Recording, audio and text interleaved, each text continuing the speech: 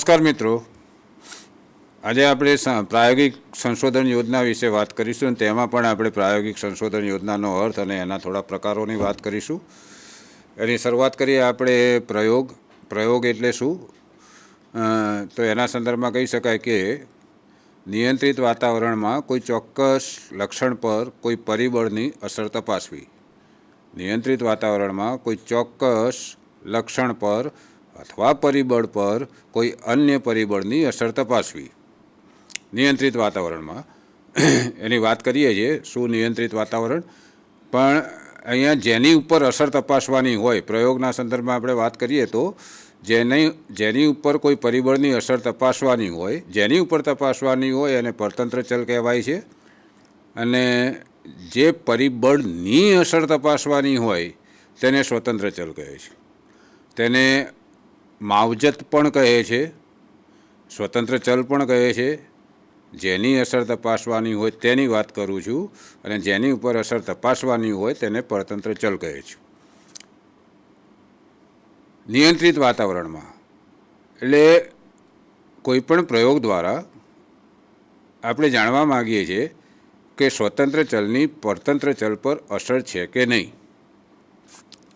એટલે આપણે સ્પષ્ટ રીતે સ્વતંત્ર ચલની પરતંત્ર ચલ પર પડનારી અસરની તપાસ કરવા માગીએ છીએ. એટલે એ પ્રયોગ એવા વાતાવરણમાં થવો જોઈએ કે જેમાં પરતંત્ર ચલ પર સ્વતંત્ર ચલ સિવાય કોઈ અન્ય ચલની અસર ન પડે.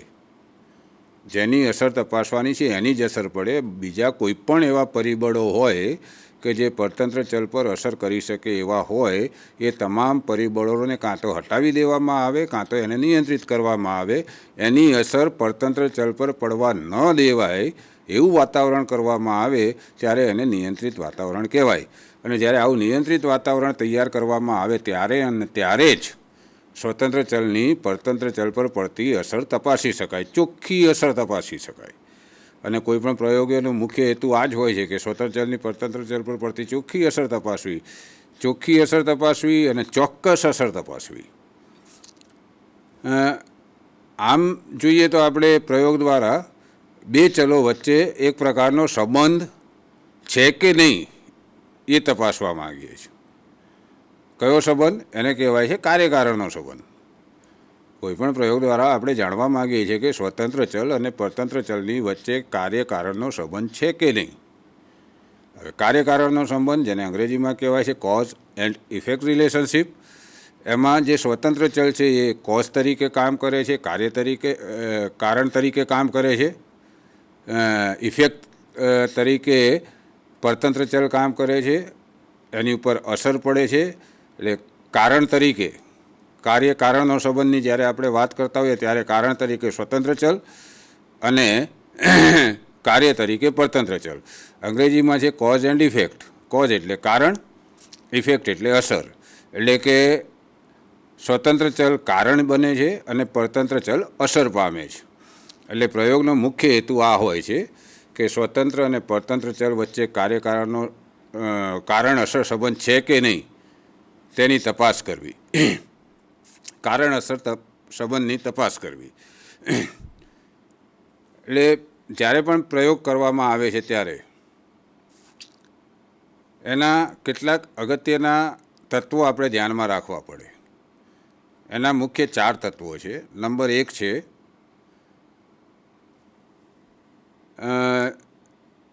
પ્રાસંગિક ચલો પર નિયંત્રણ. પ્રાસંગિક એક્સ્ટ્રાનિયસ ચલો પર નિયંત્રણ.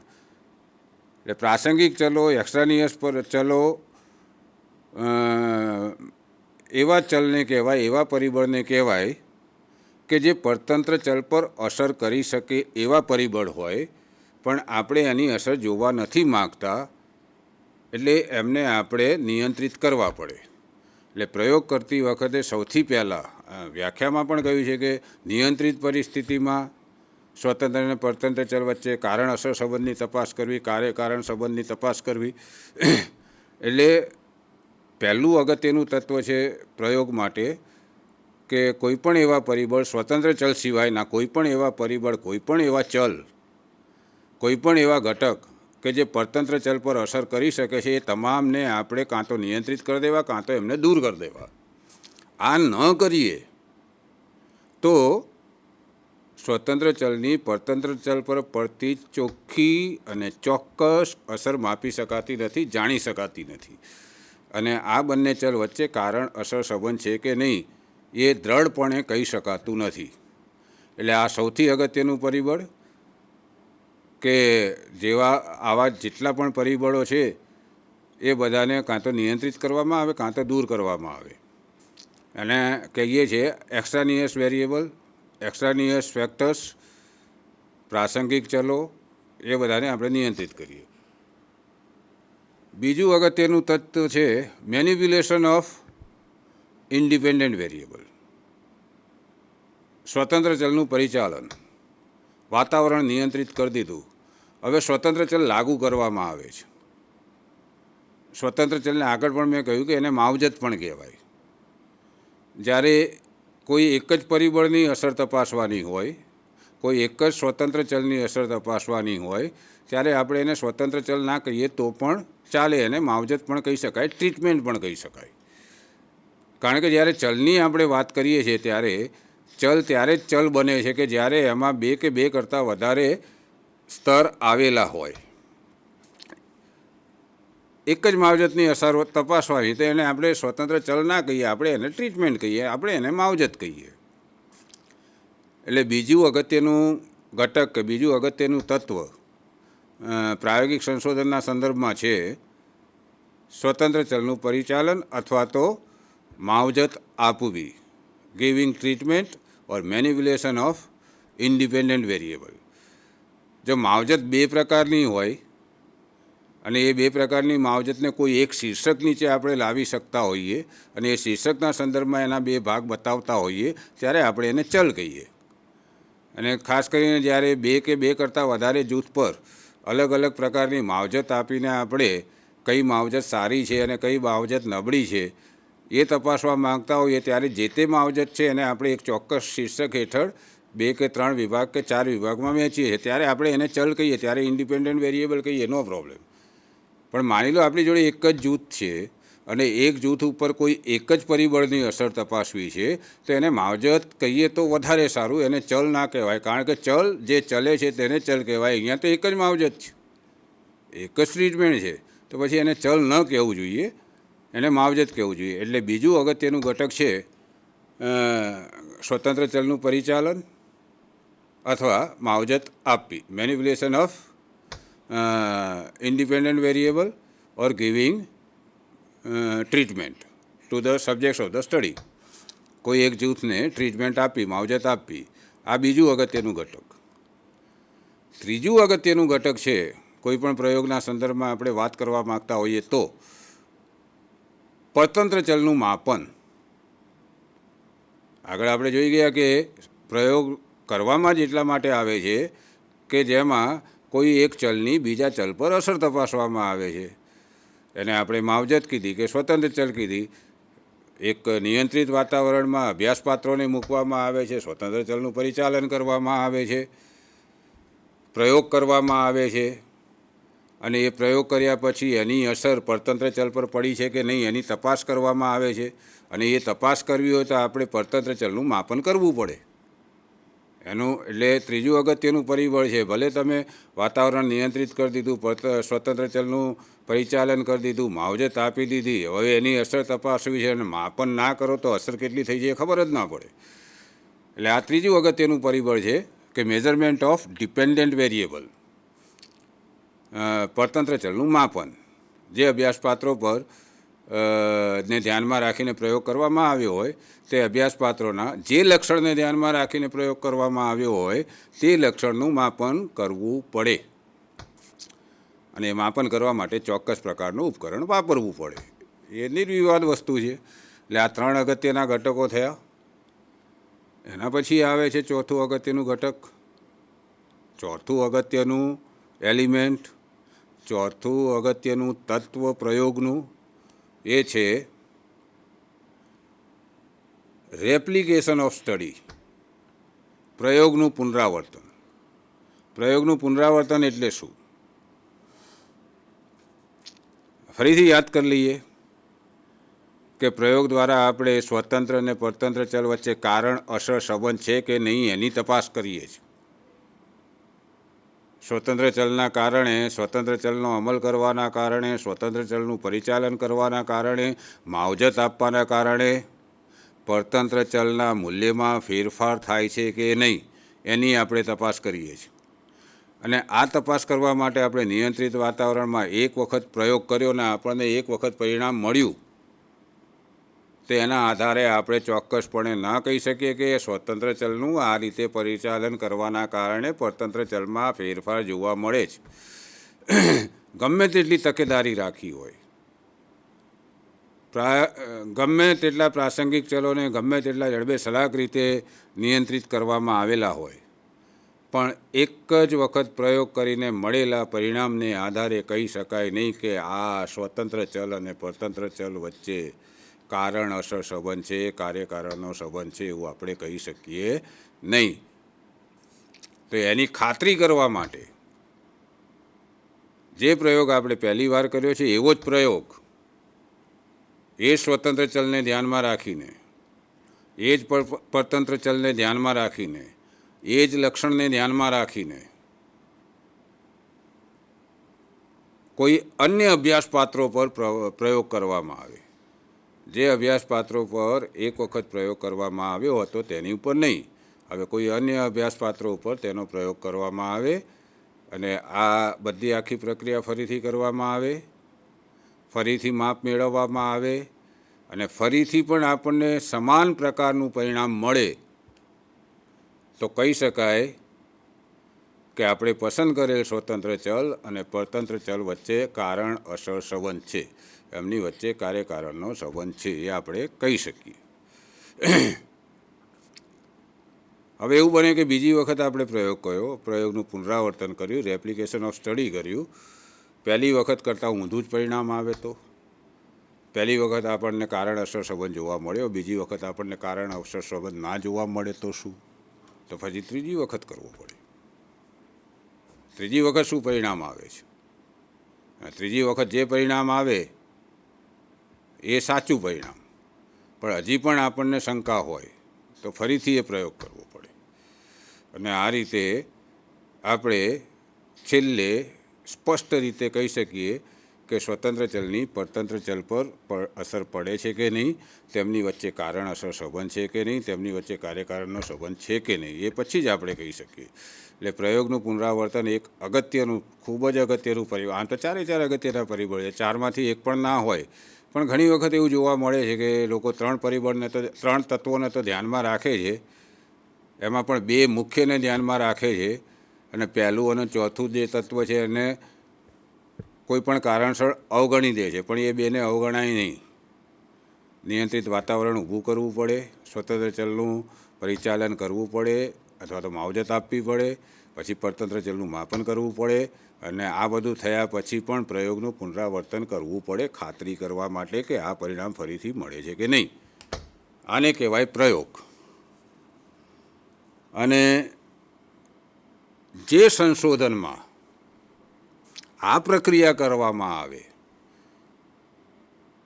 જે સંશોધન સમસ્યાનો ઉકેલ મેળવવા માટે, જે સંશોધન સમસ્યાને ધ્યાનમાં રાખીને આપણે આ આખી પ્રક્રિયા કરીને સંશોધનના પરિણામો મેળવીએ તો એને પ્રાયોગિક સંશોધન યોજના કહેવાય અને પ્રાયોગિક સંશોધન પદ્ધતિ કહેવાય. કે જે સંશોધનમાં પ્રયોગનો અમલ કરીને સ્વતંત્ર અને પરતંત્ર ચલ વચ્ચે કારણ અસર સંબંધ છે કે નહીં તેની તપાસ કરવામાં આવે તે સંશોધનને પ્રાયોગિક સંશોધન કહેવાય. અહીંયા એક વાતની આપણે સ્પષ્ટતા કરી લઈએ કે સંપૂર્ણ નિયંત્રિત વાતાવરણ ફક્ત મૂળ સાયન્સમાં કરી શકાય, મૂળ વિજ્ઞાનોમાં કરી શકાય, પાયાના વિજ્ઞાનોમાં કરી શકાય, જેમ કે ફિઝિક્સ, ભૌતિકશાસ્ત્રમાં સંપૂર્ણ નિયંત્રિત વાતાવરણ ઊભું કરી શકાય. પણ જ્યારે આપણે શિક્ષણ, મનોવિજ્ઞાન, સોશિયલ સાયન્સીસ એટલે કે સામાજિક વિજ્ઞાનોની વાત કરતા હોઈએ, ત્યાં આગળ આપણે જે કોઈ પણ પ્રયોગ કરીએ છીએ એ જીવંત લોકોની ઉપર કરીએ છીએ. આપણા અભ્યાસપાત્રો જીવંત લોકો હોય છે. એટલે અને જીવંત વ્યક્તિ, જીવંત પ્રાણી ઉપર અનેક પરિબળોની અસર પડતી, અનેક એવા પરિબળોની અસર પડે છે કે જેને આપણે સંપૂર્ણપણે નિયંત્રિત કરી શકતા નથી. તેથી સંપૂર્ણ નિયંત્રિત વાતાવરણની જો આપણે વાત કરીએ તો મનોવિજ્ઞાન અને શિક્ષણ અને સામાજિક વિજ્ઞાનોમાં એની સંભાવના ખૂબ ઓછી છે. પણ તેમ છતાં આ બધા ક્ષેત્રોમાં પ્રાયોગિક સંશોધન કરવામાં આવે છે અને એને આપણે કહીએ કે આપણે આવા બધા ક્ષેત્રોમાં વાતાવરણને મહત્તમ કક્ષાએ નિયંત્રિત કરવાનો પ્રયત્ન કરીએ છીએ અને પછી કોઈ સ્વતંત્ર ચલનું પરિચાલન કરીએ છીએ અને પછી આપણે પરિણામ મેળવીએ છીએ. એટલે પ્રાયોગિક સંશોધન છે એવું કહેવાય. પણ ફરીથી યાદ કરી લઈએ કે બેઝિક સાયન્સ, મૂળ સાયન્સમાં જેટલું પ્રયોગ માટે વાતાવરણ જેટલી હદે નિયંત્રિત કરી શકાય છે એટલું હદે આ તમામ ક્ષેત્રોમાં નિયંત્રિત કરી શકાતું નથી. આ થઈ પ્રયોગની વાત. પ્રાયોગિક સંશોધન યોજનાની વાત કરીએ આપણે, એટલે શું એનો અર્થ જોયો, અને પ્રયોગના અગત્યના તત્વોની વાત કરી. હવે આપણે પ્રાયોગિક યોજનાઓના પ્રકાર વિશે વાત કરીએ એ પહેલાં સમજી લઈએ કે કોઈપણ પ્રયોગ કોઈપણ ક્ષેત્રમાં કરવામાં આવે તો એના મુખ્ય બે હેતુઓ હોય છે. એક હેતુની તો આપણે વાત કરી દીધી છે, તેમ છતાંય કોઈપણ પ્રયોગ કરવા પાછળના મૂળભૂત જે હેતુઓ છે એમાંનો પહેલો હેતુ છે કે સ્વતંત્ર અને પરતંત્ર ચલ વચ્ચે કારણ અસર સંબંધ છે કે નહીં એની તપાસ કરવી. એનો અર્થ કે સ્વતંત્ર ચલ પરતંત્ર ચલ પર અસર કરે છે કે નહીં એની તપાસ કરવી. કોઈ એક ચલ કોઈ બીજા ચલ પર અસર કરે છે કે નહીં તેની તપાસ કરવી. પ્રાયોગિક સંશોધન પ્રયોગનું મુખ્ય હેતુ આ.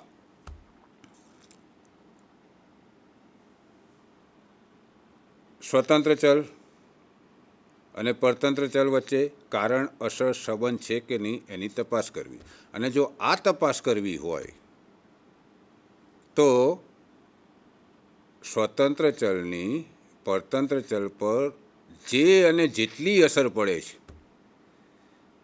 તે અને તેટલી અસર આપણે ચોકસાઈપૂર્વક માપવાને સક્ષમ હોવા જોઈએ. જે અને જેટલી અસર પડે છે તે અને તેટલી અસરનું માપન કરવાની આપણી જોડે સંશોધન ઉપકરણ હોવું જોઈએ, તો જ આ શક્ય. બીજા સીધા સામાન્ય શબ્દોમાં કહીએ તો સ્વતંત્ર ચલની પરતંત્ર ચલ પર પડતી ચોખ્ખી અસર માપવાનું કામ પ્રાયોગિક સંશોધન કરે છે. કોઈ પણ પ્રયોગ આ કામ કરે છે. એટલે આ મુખ્ય હેતુ થયો. બીજો હેતુ છે એનો કે પ્રયોગ કર્યા પછી એના જે પરિણામો મળે એનું સામાન્યીકરણ કરવું. પ્રયોગ કર્યા પછી જે કોઈ પણ પરિણામો મળે એનું સામાન્યીકરણ કરવું. એટલે શું? તો જ્યારે પ્રયોગ કરવામાં આવે છે ત્યારે એક ચોક્કસ અભ્યાસપાત્રોના ચોક્કસ જૂથ ઉપર અભ્યાસપાત્રોના ચોક્કસ જૂથના અભ્યાસ હેઠળના લક્ષણ પર સ્વતંત્ર ચલની અસર પડે છે કે નહીં એની તપાસ કરવા માટે અભ્યાસપાત્રોનું એક નાનું જૂથ પસંદ કરવામાં આવે છે. પછી તપાસવામાં આવે છે કે આ પરિસ્થિતિમાં આ પરતંત્ર ચલ પર આ સ્વતંત્ર ચલની અસર પડે છે. એની તપાસ કરવામાં આવે છે. આગળ વાત કરીએ એટલે રેપ્લિકેશન આપણે કરીએ છીએ, પુનરાવર્તન કરીએ છીએ, પછી ખાતરી કરીએ છીએ કે ખરેખર અસર પડી છે કે નહીં. એક વખત કે બે વખત કે ત્રણ વખત એ પ્રયોગનું પુનરાવર્તન કરીને આપણે ખાતરી કરી લઈએ છીએ કે સ્વતંત્ર ચલની પરતંત્ર ચલ પર અસર છે કે નહીં. આ ખાતરી થયા પછી આપણે હવે એનું સામાન્યીકરણ કરીએ. સામાન્યીકરણ કરીએ છીએ એટલે શું? એટલે આપણે જાહેર કરીએ છીએ કે આવી પરિસ્થિતિમાં આવા સ્વતંત્ર ચલની કે માવજતની અસર પરતંત્ર ચલ પર પડે છે અથવા નથી પડતી, એ આપણે ખાતરીપૂર્વક હવે કહીએ છીએ.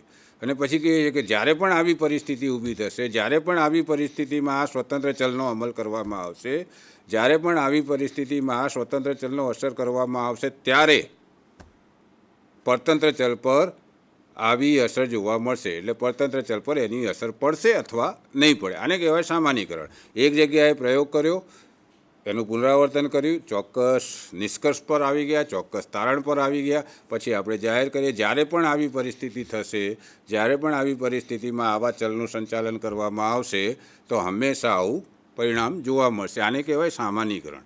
અને એ મોટા જૂથને, સમગ્ર જૂથને, સમગ્ર વ્યાપ વિશ્વને લાગુ પડે છે. એટલે જ્યારે આપણે મોટાભાગે પ્રયોગ કરતા હોઈએ ત્યારે વ્યાપ વિશ્વમાંથી નમૂનો પસંદ કરીને, નિદર્શ પસંદ કરીને નિદર્શ ઉપર પ્રયોગ કરતા હોઈએ છીએ. અને નિદર્શની ઉપર પ્રયોગ કર્યા પછી આપણને જે પરિણામો મળે છે એ પરિણામો આપણે સમગ્ર વ્યાપ વિશ્વને લાગુ પાડીએ છીએ. આને કહેવાય સામાન્યીકરણ. એક ઉદાહરણ લઈ લઈએ. દાખલા તરીકે આપણે તપાસવા માગીએ છીએ કે વિદ્યાર્થીઓની ગુજરાતી વ્યાકરણની સિદ્ધિ પર સંકલ્પના પ્રાપ્તિ પ્રતિમાનની અસર પડે છે કે નહીં.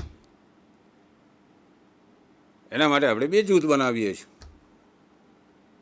અભ્યાસપાત્રોનું ચોક્કસ પદ્ધતિનો ઉપયોગ કરીને બે જૂથ બનાવીએ છીએ. એટલે કે વિદ્યાર્થીઓનું ચોક્કસ જૂથ બનાવીએ છીએ. એક જૂથને આપણે સંકલ્પના પ્રાપ્તિ પ્રતિમાનથી ભણાવીએ છીએ, બીજા જૂથને આપણે કોઈ ચોક્કસ પદ્ધતિથી ભણાવીએ છીએ. ભણાવ્યા પછી બંને જૂથની ગુજરાતી વ્યાકરણની કસોટી લેવામાં આવે છે. પછી એના પરિણામો મેળવવામાં આવે છે. હવે આપણને પરિણામ જે પણ મળ્યું, માની લો કે સંકલ્પના પ્રાપ્તિ પ્રતિમાનથી અભ્યાસ કરનાર બાળકો, વિદ્યાર્થીઓના ગુજરાતી ગ્રામરના સિદ્ધિ પ્રાપ્તાંકો પેલી અન્ય પદ્ધતિ કરતાં વધારે સારા જણાય તો આપણે અહીંયા હવે તારણ લઈએ છીએ, તારણ કાઢીએ છીએ, પરિણામ જાહેર કરીએ છીએ કે ગુજરાતી ગ્રામર, ગુજરાતી વ્યાકરણ સંકલ્પના પ્રાપ્તિ પ્રતિમાનથી ભણાવવામાં આવે તો વિદ્યાર્થીઓની સિદ્ધિ પેલી બીજી સિદ્ધિ કરતાં ઊંચી જોવા મળે છે. આપણે પ્રયોગ કર્યો એક જૂથ પર, બે જૂથ પર, એક સમયે બે જૂથ પર, એકને સંકલ્પના પ્રાપ્તિ પ્રતિમાન અને બીજાને અન્ય પદ્ધતિથી ભણાવવામાં આવ્યું. પછી એનું પુનરાવર્તન કર્યું, પુનરાવર્તનમાં પણ એવું પરિણામ જોવા મળ્યું. તો હવે આપણે જાહેર કરીએ કે આ ધોરણના બાળકોને સંકલ્પના પ્રાપ્તિ પ્રતિમાન દ્વારા ગુજરાતી વ્યાકરણ ભણાવવામાં આવે તો પેલી જે અન્ય પદ્ધતિ છે એના કરતાં સારું પરિણામ મળે છે. આવું આપણે જાહેર કરીએ. એટલે ભવિષ્યમાં જ્યારે પણ જે તે ધોરણના બાળકોને ગુજરાતી વ્યાકરણ સંકલ્પના પ્રાપ્તિ પ્રતિમાનથી ભણાવવામાં આવે તો આજે જેવા પરિણામો મળેલા એવા પરિણામો મળશે. આવું આપણે જ્યારે કહીએ ત્યારે આપણે સામાન્યીકરણ કર્યું છે એવું કહેવાય. આપણે પ્રયોગ કર્યો જૂથ પર, બે નાના જૂથ પર. પરિણામ તારવીએ છીએ આપણે આખા વ્યાપ વિશ્વ માટે. આપણે કહીએ છીએ આખા વ્યાપ વિશ્વમાં કે જે તે ધોરણના વિદ્યાર્થીઓને આ પદ્ધતિ દ્વારા ભણાવવામાં આવે તો એમનું ગુજરાતી વ્યાકરણની સિદ્ધિ ઊંચી જોવા મળે છે. આને કહેવાય સામાન્યીકરણ. એટલે મુખ્ય બે હેતુ: કોઈપણ પ્રયોગના સ્વતંત્ર ચલની પરતંત્ર ચલ પર પડતી ચોખ્ખી અસર તપાસવી, ચોખ્ખી અસર ચોકસાઈ સાથે તપાસવી, અને બીજું કે પ્રયોગના પરિણામોનું સામાન્યીકરણ કરવું. આ બે હેતુઓ ધ્યાનમાં રાખવાના. એના પછી આખી વાત આવે છે પ્રાયોગિક સંશોધન યોજનાઓની.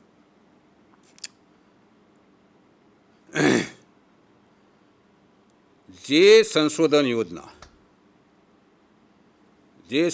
યોજના આ બંને હેતુઓ સંપૂર્ણપણે પૂર્ણ કરે, જે સંશોધન યોજના દ્વારા આ બંને હેતુઓ ફળીભૂત થાય, જે સંશોધન યોજના દ્વારા આ બંને હેતુઓ સિદ્ધ કરી શકાય, જે પ્રાયોગિક સંશોધન યોજના, અહીંયા સંશોધન યોજના એટલે પ્રાયોગિક સંશોધન યોજના, જે પ્રાયોગિક સંશોધન યોજના દ્વારા આ બંને હેતુઓ સ્પષ્ટપણે પૂર્ણ રીતે ભૂલ રહિત પૂર્ણ કરી શકાય તે પ્રાયોગિક સંશોધન યોજનાને યથાર્થ પ્રાયોગિક સંશોધન યોજના કહે છે.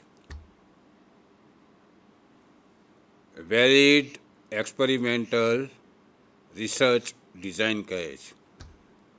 એટલે પ્રાયોગિક સંશોધન યોજનાઓ વિશે જો આપણે વાત કરવા માગતા હોઈએ, એના પ્રકારો વિશે વાત કરવા માગતા હોઈએ, એના પ્રકારોના જે મુખ્ય પ્રકાર છે એ આપણે સમજવા માગતા હોઈએ, તો આ બે હેતુઓ ધ્યાનમાં રાખવા પડે, તો જ એના પ્રકાર આપણે સ્પષ્ટ કરી શકીએ. ફરીથી બે હેતુઓ કહી દઉં છું. પ્રાયોગિક સંશોધન યોજનાના સ્વતંત્ર ચલની પરતંત્ર ચલ પર પડતી ચોખ્ખી અસર ચોકસાઈપૂર્વક માપવાની ક્ષમતા એ પ્રાયોગિક યોજનામાં હોવી જોઈએ.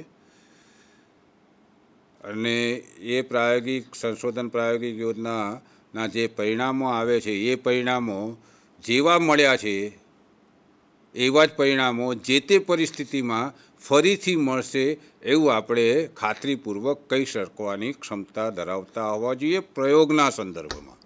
એટલે આ બે હેતુઓ જો પૂર્ણ થતા હોય તો જ કોઈપણ પ્રાયોગિક સંશોધન યોજના યથાર્થ છે એમ કહેવાય, નહીં તો એ યથાર્થ નથી એવું કહેવાય. કારણ કે યથાર્થતા એટલે શું? જે હેતુ માટે જે કામ કરો છો એ હેતુ જે તે કામ દ્વારા પૂર્ણ થવા જોઈએ, તો એ કામ યથાર્થ છે એવું કહેવાય. કોઈપણ ક્રિયા કરવા માટેના જે કોઈ પણ હેતુઓ છે એ હેતુઓ જે તે ક્રિયા દ્વારા પૂર્ણ થતા હોય તો જ એ ક્રિયા યથાર્થ છે એમ કહેવાય. એ રીતે પ્રાયોગિક સંશોધન યોજનાના આ બે હેતુઓ જે પ્રાયોગિક સંશોધન યોજના પૂર્ણ કરતી હોય એ યથાર્થ છે એમ કહેવાય. આટલી સ્પષ્ટતા પછી હવે આપણે આગળ વધીએ તો પ્રાયોગિક સંશોધન યોજનાની યથાર્થતા પૂર્ણ કરવાની ક્ષમતાને આધારે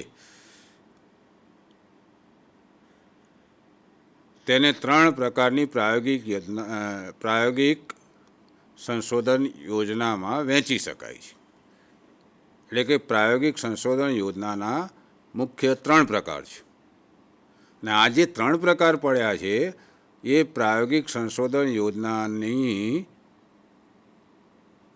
યથાર્થતા પૂર્ણ કરવાની ક્ષમતાના આધારે પડ્યા છે. અને આ જે ત્રણ પ્રકાર છે એ છે, નંબર 1 ટાઈપ્સ ઓફ રિસર્ચ ડિઝાઇનની વાત કરીએ તો નંબર 1 છે પૂર્વ પ્રાયોગિક યોજના, નંબર 2 છે પૂર્ણ પ્રાયોગિક યોજના અને નંબર 3 છે અર્ધ પ્રાયોગિક યોજના. પૂર્વ પ્રાયોગિક યોજના એને અંગ્રેજીમાં કહેવાય છે પ્રી એક્સપેરિમેન્ટલ ડિઝાઇન. પૂર્ણ પ્રાયોગિક યોજના છે એને અંગ્રેજીમાં કહેવાય છે ટ્રુ એક્સપેરિમેન્ટલ ડિઝાઇન. અને અર્ધ પ્રાયોગિક યોજના છે એને કહેવાય છે ક્વાસી એક્સપેરિમેન્ટલ ડિઝાઇન, ક્વાસી. એટલે પ્રાયોગિક સંશોધન યોજનાના મુખ્ય ત્રણ પ્રકાર છે. એ એની યથાર્થતાના સંદર્ભમાં, પ્રાયોગિક યોજનાની યથાર્થતાના સંદર્ભમાં એના ત્રણ પ્રકાર છે.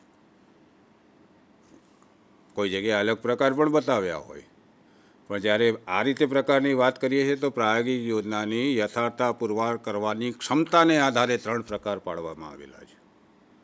આ ત્રણેય પ્રકાર વિશે વાત કરીશું. એ પહેલાં આપણે યથાર્થતાની વાત કરી છે તો યથાર્થતાના બે પ્રકાર જોઈ લઈએ પહેલાં, પછી એના પ્રાયોગિક સંશોધન યોજનાની પ્રકારની આપણે વિગતે વાત કરીશું. એના ત્રણ પ્રકાર તો આપણે જોઈ લીધા, જાણી લીધા. એની ડિટેલ, એની વિસ્તૃત ચર્ચા પછી કરીએ છીએ.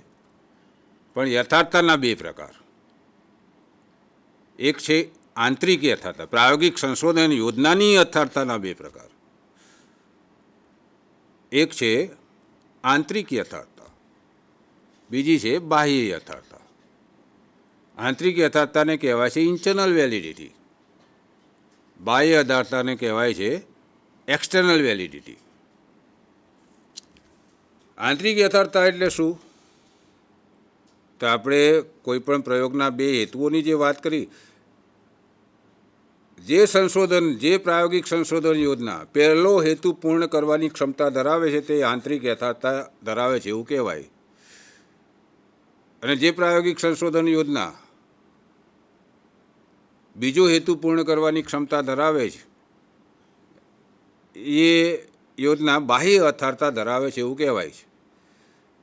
આ પહેલી અને બીજી શું ફરીથી યાદ કરી લઈએ. કોઈને સમજાવવું હોય તો આ રીતે કહેવાય નહીં, સ્પષ્ટ કહેવું પડે. તો આંતરિક યથાર્થતા, પ્રાયોગિક સંશોધનની આંતરિક યથાર્થતા, પ્રાયોગિક સંશોધન યોજનાની આંતરિક યથાર્થતા, internal validity of experimental research design. જે પ્રાયોગિક સંશોધન દ્વારા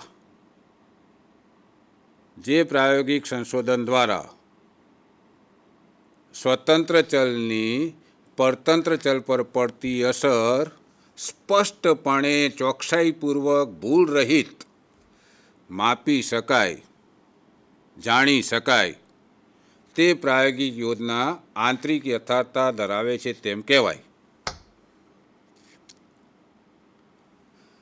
બાહ્ય યથાર્થતા, જે પ્રાયોગિક યોજનાના પરિણામો, જે પ્રાયોગિક સંશોધન યોજનાના પરિણામો જે તે પરિસ્થિતિમાં ભવિષ્યમાં પણ મેળવી શકાય, જે પ્રાયોગિક સંશોધન યોજનાના પરિણામો આજે મળ્યા છે એવા જ પરિણામો એવી જ પરિસ્થિતિમાં ભવિષ્યમાં પણ મેળવી શકાય, તો એ બાહ્ય યથાર્થતા ધરાવે છે એમ કહેવાય. આમ બાહ્ય યથાર્થતા કોઈપણ પ્રાયોગિક સંશોધન યોજનાની સામાન્યીકરણ ક્ષમતાની ખાતરી આપે છે. બીજી રીતે કહેવું હોય તો જે પ્રાયોગિક સંશોધન યોજનાના પરિણામોનું સામાન્યીકરણ સંપૂર્ણ રીતે કરી શકાય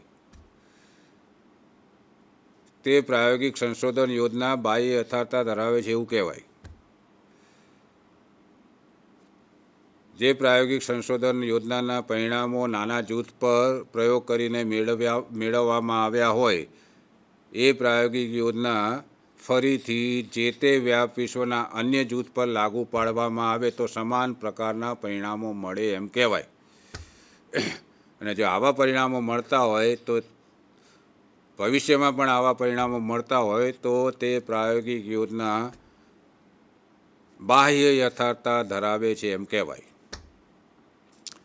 એટલે હવે દોસ્તો સમજો કે એના બે હેતુના આધારે પ્રાયોગિક સંશોધન યોજનાની યથાર્થતા નક્કી થાય છે અને યથાર્થતા પૂર્ણ કરવાની ક્ષમતાને આધારે પ્રાયોગિક સંશોધન યોજનાના પ્રકારો નિશ્ચિત થાય છે. એમાં પહેલા પ્રકાર પર ફરી આપણે આવી જઈએ. પૂર્વ પ્રાયોગિક યોજના, પ્રી એક્સપેરિમેન્ટલ ડિઝાઇન એટલે શું? તો ફરીથી યાદ કરી લઈએ કે પ્રયોગ ત્યારે જ પ્રયોગ સાચો થયો કહેવાય કે જ્યારે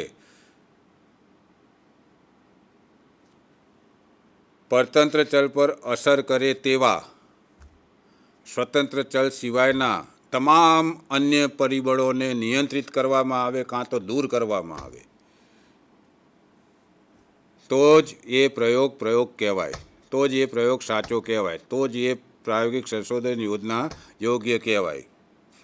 એટલે આ સંદર્ભમાં વિચારીએ તો પૂર્વ પ્રાયોગિક યોજના એટલે શું? તો હવે ધ્યાનથી સાંભળીએ, આપણે સમજીએ. જે પ્રાયોગિક સંશોધન યોજનામાં સ્વતંત્ર ચલ સિવાયના અન્ય પ્રાસંગિક ચલો પર નિયંત્રણ ન મૂકી શકાતું હોય અથવા નિયંત્રણ મૂકવાના પ્રયત્નો કરવામાં ન આવે એવી પ્રાયોગિક સંશોધન યોજનાને પૂર્વ પ્રાયોગિક યોજના કહે છે. આવી પ્રાયોગિક યોજનાની આંતરિક અને બાહ્ય યથાર્થતા સૌથી નિમ્ન કક્ષાની હોય છે. અન્ય પરિબળો પર કાં તો નિયંત્રણ મૂકવામાં આવતું નથી, કાં તો નિયંત્રણ મૂકી શકાતું નથી. પણ પ્રયોગનું એક પેલું તત્વ છે કે અન્ય પરિબળો પર નિયંત્રણ મૂકવું, પ્રાસંગિક ચલો પર નિયંત્રણ મૂકવું, એ અહીંયા નથી થતું. પણ સ્વતંત્ર ચલનું પરિચાલન થાય છે, માવજત આપવામાં આવે છે. માવજત આપ્યા પછી પરતંત્ર ચલનું માપન કરવામાં આવે છે. પરતંત્ર ચલનું માપન કરીને નક્કી કરવામાં આવે છે કે સ્વતંત્ર ચલ અને પરતંત્ર ચલ વચ્ચે કારણ અસર સંબંધ છે કે નહીં. એટલે પ્રયોગનું આ તત્વ તો આમાં છે જ. અને વધારે ખાતરી કરવા માટે આમાં પણ પ્રયોગોનું પુનરાવર્તન કરી શકાય છે અને કરવામાં આવે છે.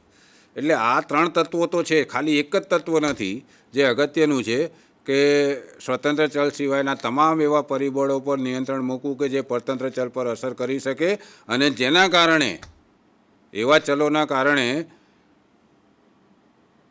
પરતંત્ર ચલનું માપન દૂષિત બને છે. એટલે કે દૂષિત બને છે એટલે શું કે પરતંત્ર ચલ પર સ્વતંત્ર ચલની અસર પડી છે કે નથી પડી એ એના માપન દ્વારા નિશ્ચિત કરી શકાતું નથી. અને અસર પડી છે તો આપણે ખાતરીપૂર્વક કહી શકતા નથી કે આ જે પણ અસર જોવા મળે છે એ સ્વતંત્ર ચલના કારણે જ છે એવું. કારણ કે અન્ય પરિબળો પણ અસર કરે છે. હવે અન્ય પરિબળોને કેટલી અને કેવી અસર પડી છે એ તો આપણે માપી શકતા નથી. એટલે પરતંત્ર ચલ પર જે કોઈ પણ અસર જોવા મળે છે એ સ્વતંત્ર ચલની છે એવું ખાતરીપૂર્વક આપણે કહી ના શકીએ.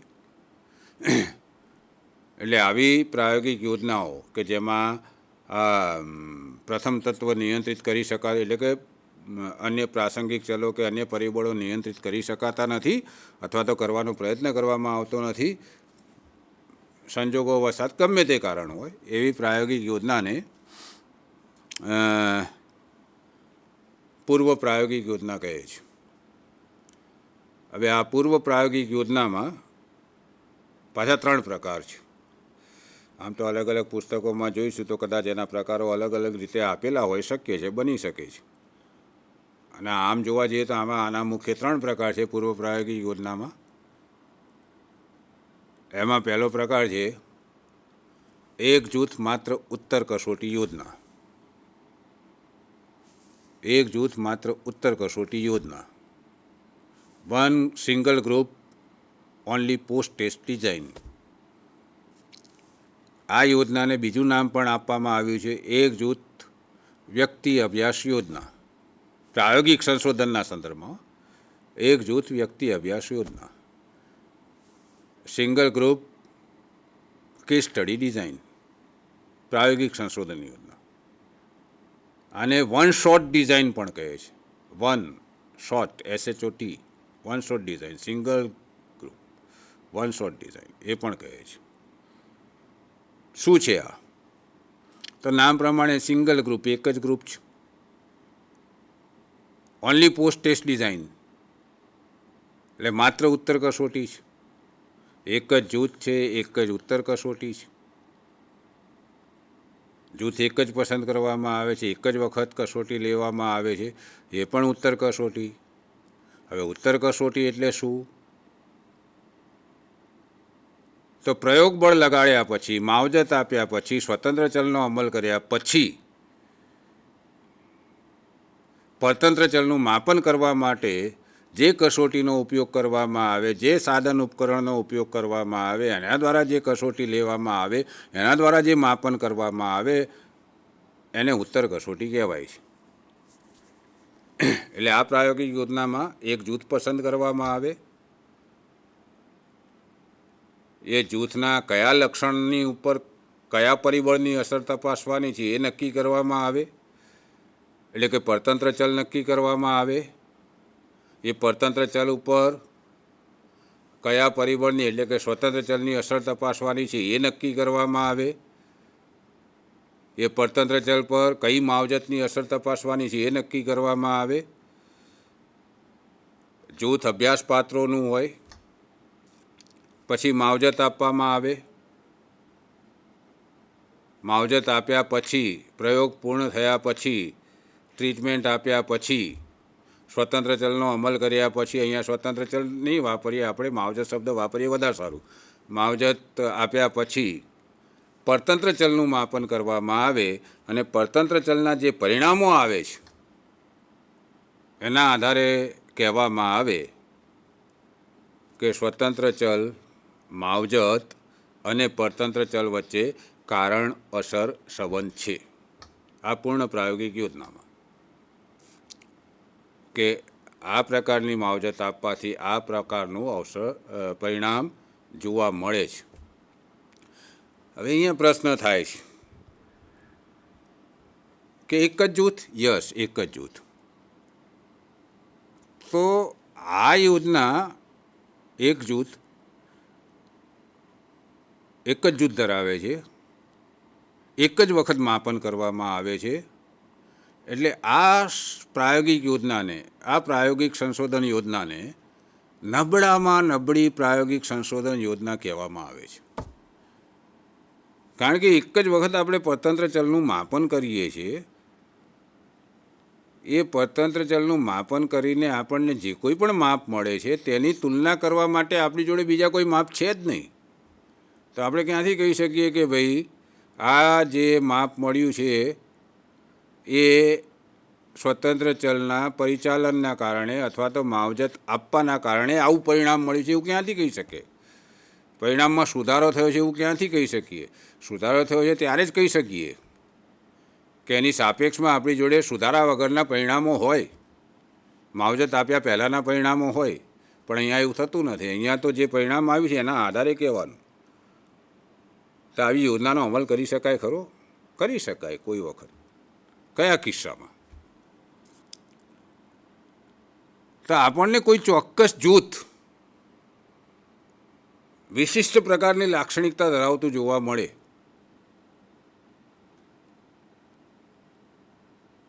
અને એની વિશિષ્ટ પ્રકારની લાક્ષણિકતા ઉપર કોઈ માવજતની અસર તપાસવી હોય તેવું એક જૂથ, કુદરતી રીતે સર્જાયેલું જૂથ પસંદ કરવાનું થાય. આપણા અનુભવના આધારે આપણને ખબર છે કે આ જૂથ આવી વિશિષ્ટ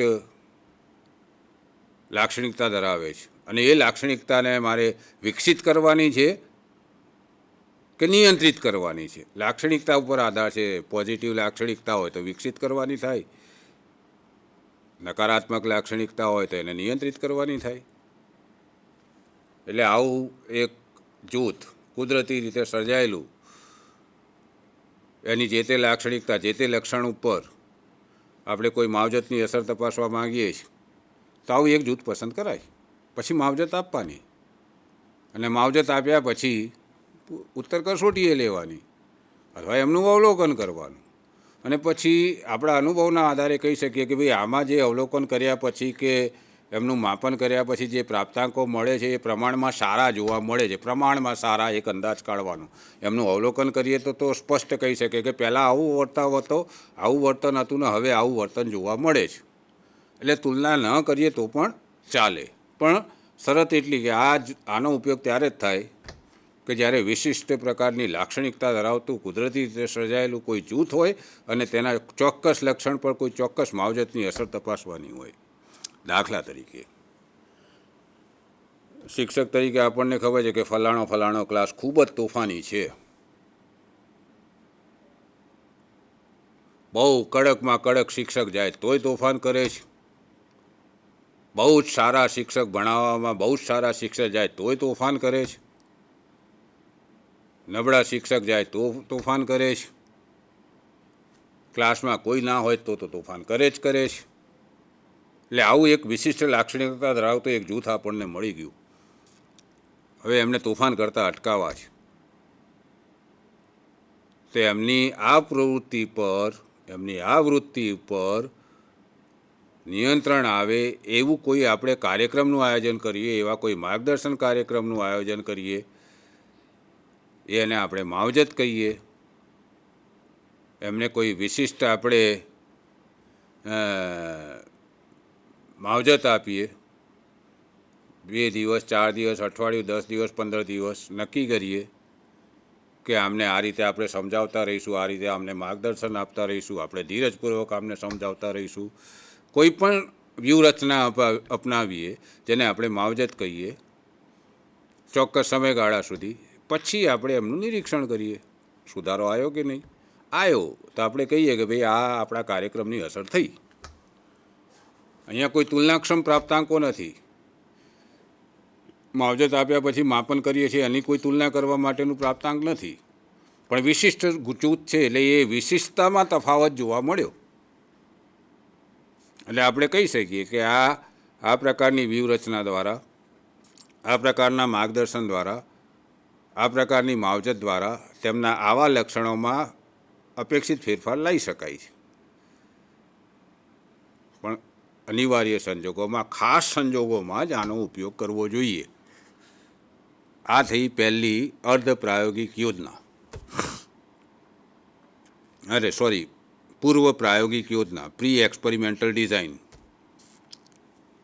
એક જૂથ માત્ર ઉત્તર કસોટી યોજના, એક જૂથ વ્યક્તિ અભ્યાસ યોજના, single group only post test design, one shot experimental design, સૌથી નબળી કક્ષાની ડિઝાઇન, વિશિષ્ટ સંજોગોમાં ઉપયોગ કરાય, તુલના માટેના કોઈ પ્રાપ્તાંકો આપણી જોડે હોતા નથી, એક જ વખત કસોટી લેવામાં આવે, એક જ વખત માવજત આપવામાં આવે એક જૂથને, અને એના આધારે નિશ્ચિત કરવામાં આવે સુધારો થયો છે કે નથી. પ્રમાણમાં સારા પ્રાપ્તાંકો આવે, પ્રમાણમાં સારું વર્તન જોવા મળે તો અસર છે એવું કહેવાય. આની સામાન્યીકરણ ક્ષમતા ઓછી અને અન્ય પરિબળો પર તો નિયંત્રિત કરવાનો પ્રયત્ન જ નથી કરવામાં આવતો. એટલે આની બાહ્ય યથાર્થતા પણ ઓછી અને આની આંતરિક યથાર્થતા પણ ઓછી. પછી બીજી ડિઝાઇન છે, બીજી યોજના છે, પ્રાયોગિક સંશોધનની બીજી યોજના છે, single group pre test post test design. એક જૂથ પૂર્વ કસોટી ઉત્તર કસોટી યોજના. નામમાં સ્પષ્ટ છે બધું. એક જ જૂથ, અભ્યાસપાત્રોનું એક જ જૂથ, કુદરતી રીતે રચાયેલું જૂથ, કૃત્રિમ રીતે રચના નથી કરવાની.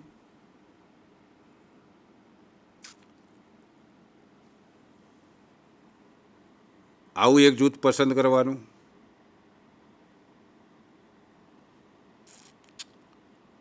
એનું પરતંત્ર ચલ નક્કી કરવાનું, એટલે કે કયા લક્ષણનો અભ્યાસ કરવાનો છે એ નક્કી કરવાનો. એ લક્ષણ એ આપણું પરતંત્ર ચલ છે. એની ઉપર કઈ માવજતની અસર તપાસવાની છે એ નક્કી કરવાનું. અહીંયા માવજત એ આપણે સ્વતંત્ર ચલ તરીકે છે. સિંગલ ગ્રુપ છે એટલે માવજત શબ્દ વધારે સારો, ફરીથી દોહરાવું છું. એટલે માવજત નક્કી કરવાની, જૂથ પસંદ કરી લીધું, પરતંત્ર ચલ નક્કી કરી લીધો, કઈ માવજત આપવાની છે એ નક્કી કરી લીધું. પછી જૂથના તમામ પાત્રોનું માપન કરવાનું. માપન કરવાનું એટલે જે લક્ષણનો આપણે અભ્યાસ કરવા માગીએ છીએ એ લક્ષણનું માપન કરવાનું. એ લક્ષણનું માપન કરવા માટે ચોક્કસ સંશોધન ઉપકરણનો ઉપયોગ કરવાનો. આને આપણે કહીશું પૂર્વ કસોટી. એનું માપ કરીને એના આંકડાઓ મૂકી દો સાઈડમાં, રેકોર્ડ કરી લો, નોંધી લો. પછી માવજત આપો. સ્વતંત્ર ચલનું પરિચાલન કરો નિશ્ચિત સમયગાળા સુધી. પ્રયોગ પતી ગયો, માવજત પતી ગઈ, ફરીથી એ લક્ષણનું માપન કરો, પરતંત્ર ચલનું માપન કરો. એટલે કે આ ઉત્તર કસોટી લીધી, એટલે માવજત આપતા પહેલાં કસોટી લીધી, માવજત આપી, માવજત આપ્યા પછી કસોટી લીધી, એટલે આપણને બે પ્રાપ્તાંકો મળ્યા. જૂથના તમામ પાત્રોના 2 પ્રાપ્તાંકો મળ્યા. પૂર્વ કસોટીના પ્રાપ્તાંકો, ઉત્તર કસોટીના પ્રાપ્તાંકો. આ બંને પ્રાપ્તાંકોની તુલના કરો. પૂર્વ કસોટીના પ્રાપ્તાંકો અને ઉત્તર કસોટીના પ્રાપ્તાંકો નિશ્ચિત આંકડાશાસ્ત્રીય પ્રયુક્તિનો ઉપયોગ કરીને, અને પૂર્વ કસોટીના પ્રાપ્તાંકો અને ઉત્તર કસોટીના પ્રાપ્તાંકો વચ્ચે સાર્થક તફાવત જોવા મળે તો જાહેર કરો કે આ માવજતની અભ્યાસપાત્રોના આ લક્ષણ પર અસર પડે છે, એટલે કે માવજત અને પરતંત્ર ચલ વચ્ચે કારણ અસર સંબંધ છે, એટલે કે સ્વતંત્ર ચલ અને પરતંત્ર ચલ વચ્ચે કારણ અસર સંબંધ છે. અને હવે તમે એનું સામાન્યીકરણ કરો કે આ પ્રકારનું જૂથ હોય તેમના આવા પ્રકારના લક્ષણ પણ આવી પરિસ્થિતિમાં આવી ટ્રીટમેન્ટ આપવામાં આવે તો આવું પરિણામ મળે. પહેલી યોજના કરતાં સારી, કારણ કે અહીંયા તુલના કરવા માટે આપણી જોડે પહેલાંના પ્રાપ્તાંકો છે ને પછીના પ્રાપ્તાંકો છે. એટલે સ્પષ્ટપણે કહી શકીએ આપણે કે પ્રાપ્તાંકોમાં સુધારો થયો છે કે ઘટાડો થયો છે કે વધારો થયો છે, એ આના કારણે થયો છે, એટલે કે માવજતના કારણે થયો છે. પણ અહીંયા પણ જૂથ એક જ છે, કોઈ પરિસ્થિતિ નિયંત્રિત કરવાનો પ્રયત્ન કરવામાં આવતો નથી, પણ પહેલી યોજના કરતાં સારી. એટલે નબળાઈની દ્રષ્ટિએ નીચેથી આ બીજા નંબરની યોજના થઈ. એક જ જૂથ છે, કુદરતી રીતે રચાયેલું જૂથ છે. એના પછી છે ત્રીજી યોજના. આમાં 2 જૂથ સ્થિર યોજના. 2 જૂથ સ્થિર યોજના. 2 group static design. 2 group static design. ધ્યાન રાખજો, 2 જૂથ છે. હવે અહીંયા 2 જૂથ પસંદ કરવાના. જે લક્ષણનું માપન કરવાનું છે, જે લક્ષણનો અભ્યાસ કરવો છે, એ લક્ષણ નક્કી કરવાનું, એટલે કે પરતંત્ર ચલ નક્કી કરવાનો. જે ચલની અસર તપાસવાની, હવે અહીંયા ચલ થશે કારણ કે 2 જૂથ થઈ ગયા. એટલે જે માવજતની અસર તપાસવાની છે એને 2 સ્તર તૈયાર કરો, એને ચલના સ્વરૂપમાં રૂપ આપો. એક જૂથને માવજતની ચોખ્ખી અસર આપો, એની ઉપર માવજત આપો, એની ઉપર સ્વતંત્ર ચલનું પરિચાલન કરો. કોઈ એક સ્વતંત્ર ચલના કોઈ એક સ્તરનું પરિચાલન કરો અને બીજા જૂથ પર એ સ્વતંત્ર ચલના બીજા સ્તરનું પરિચાલન કરો. એટલે બંને જૂથને અલગ અલગ માવજત આપો. જૂથ બંને કુદરતી રીતે રચાયેલા હોવા જોઈએ, લગભગ સમાન પ્રકારના જૂથ હોવા જોઈએ. સમાન છે કે નહીં આપણે અનુભવના આધારે નક્કી કરવાનું, આપણી સૂઝના આધારે નક્કી કરવાનું કે આ 2 જૂથ પસંદ કરેલા છે એમાં અમુક પ્રકારમાં સમાનતા જોવા મળે છે. બંનેને જુદા જુદા પ્રકારની માવજત આપો અને બંનેની ફક્ત ઉત્તર કસોટી લો. એટલે અહીંયા ઉત્તર કસોટીના પહેલા જૂથના પ્રાપ્તાંકો મળશે, બીજા જૂથના પ્રાપ્તાંકો મળશે. એ બંને જૂથના પ્રાપ્તાંકોની તુલના કરો. જો પહેલી માવજતવાળા જૂથના પ્રાપ્તાંકો બીજી માવજતવાળા જૂથના પ્રાપ્તાંકો કરતાં સારા હોય તો પહેલા જૂથમાં જે માવજત આપવામાં આવી હતી એ અસરકારક છે એવું કહેવાય. અને આ રીતે જે તે માવજતની પરતંત્ર ચલ પર અસર પડી છે કે નહીં એ નિશ્ચિત કરાય ને એના આધારે સામાન્યીકરણ કરાય. પહેલી 2 યોજના કરતાં વધારે સારા પરિણામો આપે કારણ કે 2 જૂથ મળે છે, 2 માવજતનો ઉપયોગ કરીએ છીએ. અથવા જો માની લો કે આપણે એક જ માવજત તપાસવા માગતા હોઈએ તો બીજા જૂથને કોઈ પરંપરાગત માવજત આપી દો અથવા માવજત ના આપો, એમને અમુક સમયગાળા પછી બંનેની ઉત્તર કસોટી લો તો એ ખબર પડે કે માવજતની અસર પરતંત્ર ચલ પર પડી છે કે નહીં. એટલે આ રીતે આમાં 2 જૂથ હોય છે.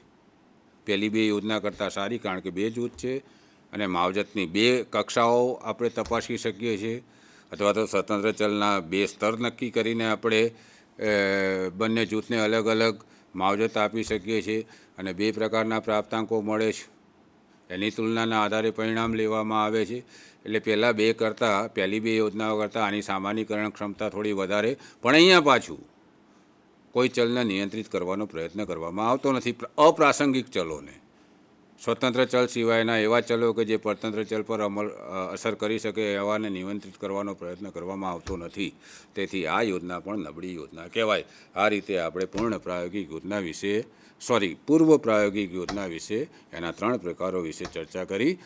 પ્રયોગ, પ્રાયોગિક યોજના, યથાર્થતા, પ્રયોગના હેતુઓ, પ્રાયોગિક યોજનાના પ્રકારો વિશે આપણે વાત કરી. એમાં પણ પૂર્વ પ્રાયોગિક યોજનાના 3 પ્રકારો વિશે આપણે ચર્ચા કરી. હવે હું અહીંયા આગળ વિરમું છું.